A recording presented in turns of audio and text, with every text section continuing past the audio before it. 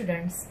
Now we are going to deal with the new topic, that is solid state, which is the first topic of our 12th standard. Actually, the name solid state, this indicates that it is a state of matter. Students, you have already studied on the basis of intermolecular forces of attraction and intermolecular distances among the particles. Solid matter is having three states: solids, liquids, and third one is gaseous. No doubt there are plasma state and Bose-Einstein condensate state. These are also existing. But in our 11th and 12th, we are dealing with the gaseous state of matter, liquid state, and of course in our this 12th standard, the syllabus starts with the solid state. The solid state name itself, it is indicating that we are dealing with all those properties of this solid state which are related to their physical properties and no doubt the classification of the solid and their characteristics. Basically, as studied earlier, the solid state of matter is characterized by strong interparticle forces of attraction. As a result of, most solids have definite shape and volume. So, if we consider the general characteristics of the solid state, solids have definite shape, of course, they are having definite geometry, definite shape, and being a matter, it has a definite mass. It has definite volume too. What does the volume means? It is a space occupied by every matter in three-dimensional region. It is known as volume. So solids have definite volume also. High density, and almost all solids are very less compressible, or you can say incompressible. They are having high density because the particle arrangements are so close to one another. They are having the higher densities than that of their rest of other two states, that is liquid and gaseous state. Solids are nearly incompressible. Moreover, some solids are rigid because they are not compressible. Even applying the pressure on the solid, they do not change their shape. But some solids are elastic in nature. For example, rubber or sponge, they are elastic in nature, but they are solid instead. What the elasticity property is? By applying the force or by applying the pressure, they change their shape. They change their shape. That's why, and by removing the pressure or force, again they regain their shape. Means such solids are said to be elastic in nature. But even applying pressure or force, they do not change their shape. Such solids are rigid solids. But even after removing the force or pressure, they regain their shape. Such solids are called as elastic solids. But some solids are plastic in nature. Applying pressure or force, they change shape. But after removing the pressure or force, they do not regain their original shape. They remain as it is. Now, to distinguish these three properties, what we consider the example? Let us see one example. Rigid solids, example, stone. It having the fixed shape. Applying force or pressure, it doesn't change its any type of the shape. Rubber or sponge, by applying the pressure on this sponge, that is force or pressure, it gets pressed or compressible. But after removing the pressure or force, it again regains its original shape. It means that such solids are elastic in nature. And what is plastic? Say for example, dough of clay or dough of flour mill. By applying the force or pressure, such solids change their shape. Say for example, this is a dough of the clay, and if we apply the pressure and it becomes like a roti-like structure, then what does it mean? You are applying here the force or pressure and it gets sprayed. After spreading and removing the pressure, it remains as it is. It do not regain again its original shape. It means that such solids are having plasticity nature. So solids can show such type of the nature because of they are very less compressible, and whatever such solids, they can be categorized in this way: rigid, elastic and plastic solids. But rigidity is main property of the solids. Now let us see the next property of the solids. Solids generally show the melting point in a definite value. Melting point means what? They undergo fusion. They undergo solid to liquid. The temperature at which solids converts into its liquid state, that constant temperature, we say that as a melting temperature or melting point.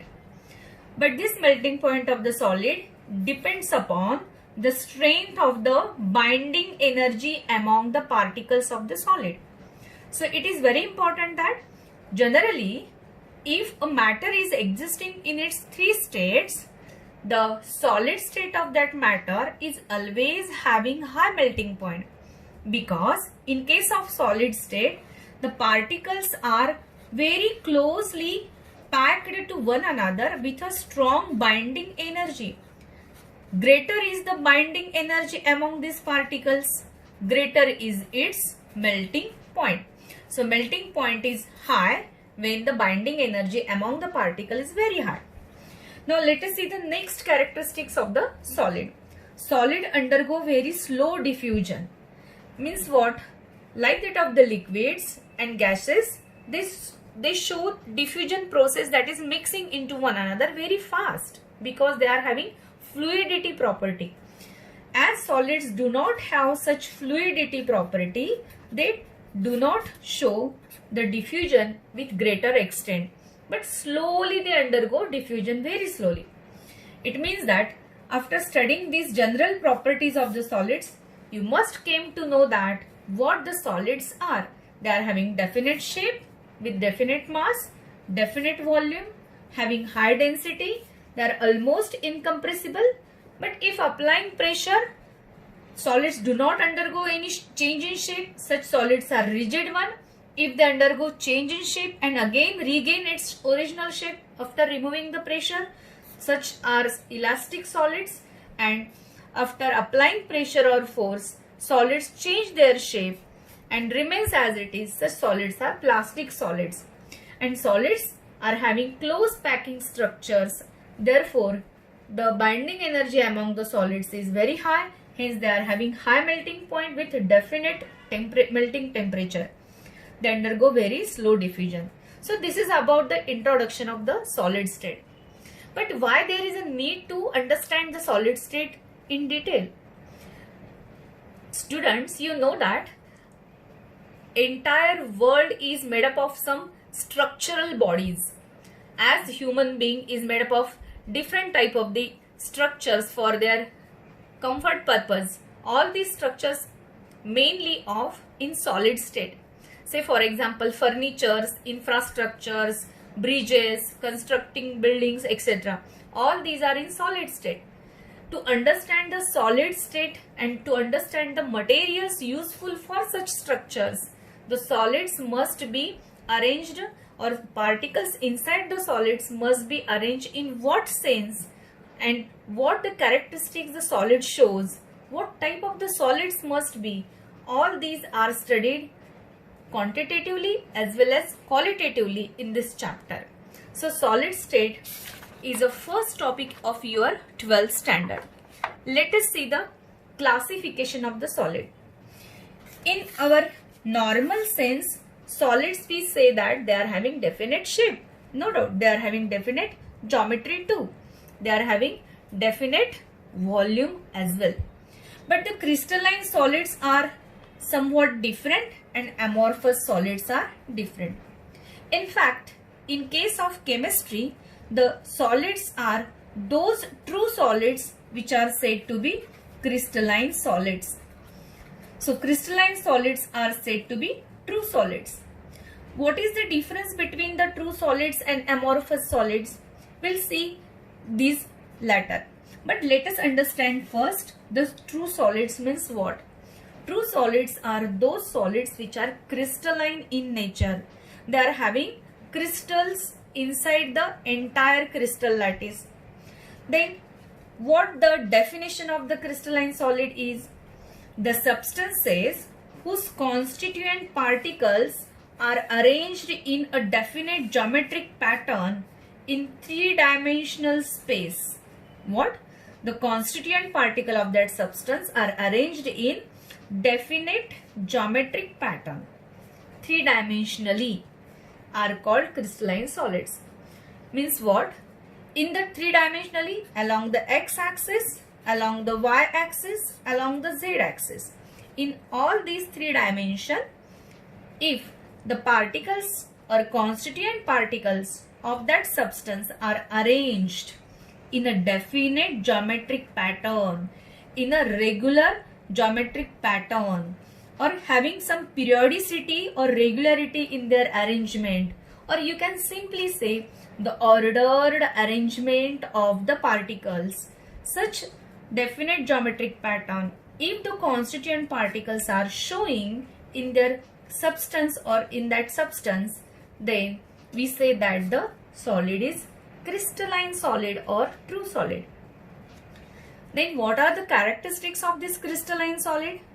Crystalline solids show mainly regularity and periodicity in the arrangement of the constituent particles of that solid. If we say the solid substance is crystalline, it means what? The constituent particles of that solid having regular arrangement or periodic arrangement, that is ordered arrangement over a long range. It means that starting from the one point of that crystalline solid to the another end point of that crystalline solid, in entire lattice all the particles are arranged in a specific order, in a definite geometric pattern. They are not randomly arranged. They are arranged in a disciplined manner or ordered manner.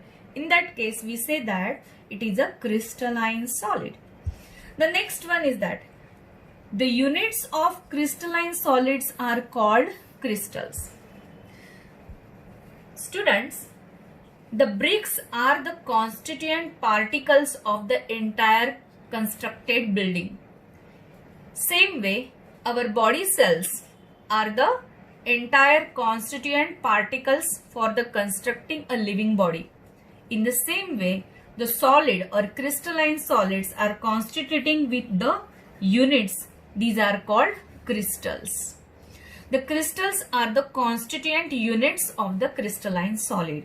Means these are the tiny individual independent particles which are showing characteristic property in the three dimension. These crystals are the constituent cells or constituent units of every crystalline solid. In short, we can define these crystals like this. Crystal is a solid figure. Crystal is a solid figure which has definite geometrical shape. Definite geometrical shape means what? They are having definite geometry or definite shape like tetrahedral or cuboid or anything else like rhombic, like that. So such a definite shape, that geometrical shape that the crystal has, with the flat faces and the sharp edges. Say for example, if I draw the cuboid body like this, such a cuboid body has how many corners? 1, 2, 3, 4, 5, 6, 7, 8. 8 corners, right? So how many edges are there? There are such 12 edges and 6 flat faces. The 6 flat faces, sharp 12 edges, 8 corners. These are in three-dimensional geometrical fixed shape. Such a fixed shape of that crystal is said to be unit, or it is simply said as unit cell. So description and the properties and the types of unit cell we'll see later on after our classification of solid or after studying the properties of crystalline solid. So crystal is the solid figure, such a solid figure which has definite geometrical shape, flat faces and sharp edges. Now one more very important point to recognize that the crystalline solids must have, or they possess, very sharp melting point. It means what? For a definite fixed temperature, they undergoes melting process. It means that they are having sharp melting point.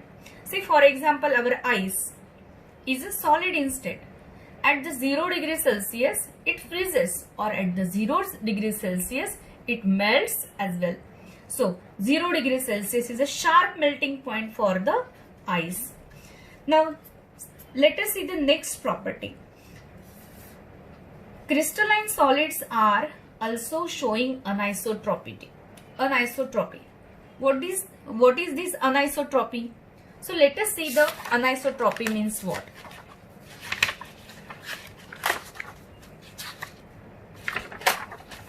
Say for example, in a crystalline solid, if the particles are arranged like this,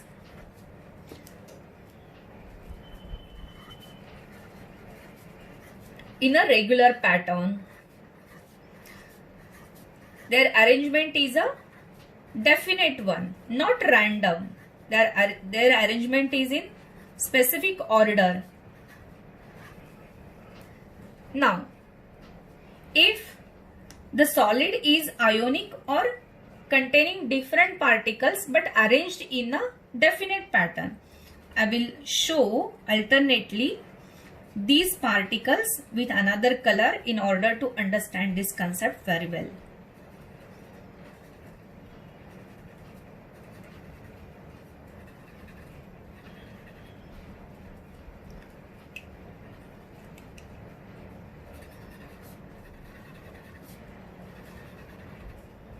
So, there are some properties in case of solids which are depending upon the direction of the arrangement of the particles. If we consider this is the direction of the property and this is also one direction of the property, or this is also one direction of the property. Say for example, refractive index. This is a common property of the glass or a common property of a crystalline solids. If we consider the refractive index, this property, along this direction, the particle arrangement is alternately, you can see here. But if the direction is considered like this, then only one type of the particles is coming in the path, or here is the same case. So that property gets changed. The properties changed as the direction change. Such properties are generally said to be anisotropy. So anisotropic properties are generally shown by the crystalline solid, and it is only because the ordered arrangement of the particles.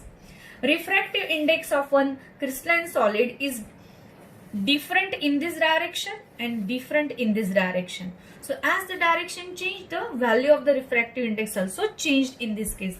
So such properties gets changed, and such property that the solids are having is named as anisotropic property or simply anisotropy. In short, anisotropic properties are termed as or defined as the substances which show same properties in all direction are said to be isotropic, but the substances that shows directional differences in the properties is known as anisotropic property. If the properties, value of the property is same in this direction, in the same direction, in any direction, if the property remains same, that property is said to be isotropic. But the